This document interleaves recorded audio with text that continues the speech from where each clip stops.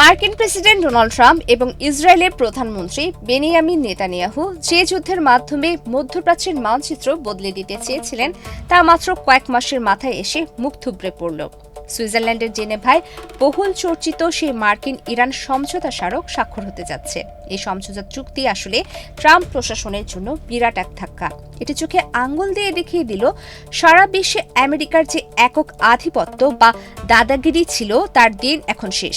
বিবিসির আন্তর্জাতিক বিষয়ক সম্পাদক জেরেমি বোয়েন একে অভিহিত করেছেন ট্রাম্পের ইতিহাসের সবচেয়ে বড় পররাষ্ট্র নীতিগত বিপর্যয় হিসেবে। করোনা বা যে কোনো ভাইরাসের এগেইনস্টে ফাইট মানি ব্যাকট্রলের লেফট রাইট।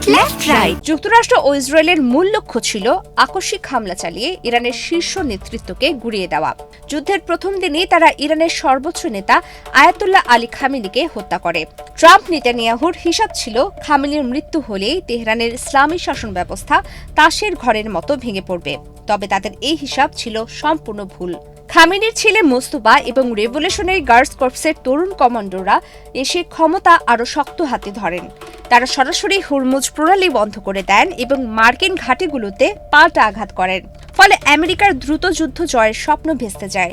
ইরানের বর্তমান শাসকেরা আগের চেয়েও বেশি বেপরোয়া হয়ে উঠেছেন।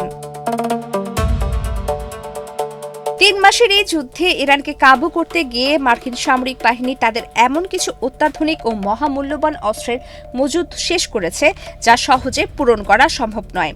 আর এই পুরো দৃশ্যটা দূর থেকে বসে বসে খুব নিবিড়ভাবে পর্যবেক্ষণ করছে চীন। ওয়াশিংটন কিভাবে মধ্যপ্রাচ্যের চোরাবালিতে নিজেদের সামরিক শক্তি ও অস্ত্র অপচয় করছে তা দেখে বেইজিং এখন বিশ্ব রাজনীতিতে নিজেদের অবস্থান আরও শক্ত করার ছক কষছে। এই যুদ্ধের সবচেয়ে বড় ধাক্কা খেয়েছে সৌদি আরব বা আরব আমিরাতের মতো উপসাগরীয় অঞ্চলের ধনী দেশগুলো। এতকাল তারা আমেরিকাকে তাদের একমাত্র নিরাপত্তার বলয় ভাবত, কিন্তু এই যুদ্ধের পর তাদের সেই বিশ্বাস পুরোপুরি ভেঙে গেছে। তারা দেখল আমেরিকার খামখেয়ালিপনায় পুরো অঞ্চলের শান্তি নষ্ট হতে পারে।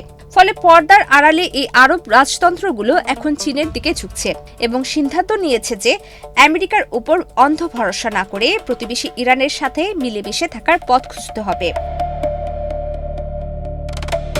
অন্যদিকে ট্রাম্পের পরম মিত্র ইসরায়েলের প্রধানমন্ত্রী বেনিয়ামিন নেতানিয়াহুর মাথায় যেন আকাশ ভেঙে পড়েছে।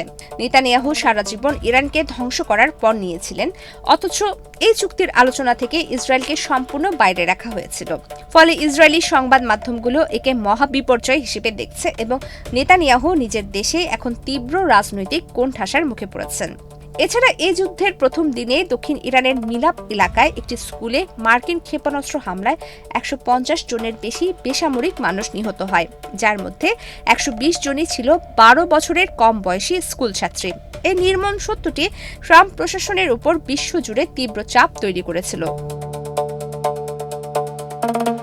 তবে মনে রাখতে হবে যে এটি কোনো স্থায়ী শান্তি চুক্তি নয়, মাত্র ২ পাতার একটি প্রাথমিক খসড়া।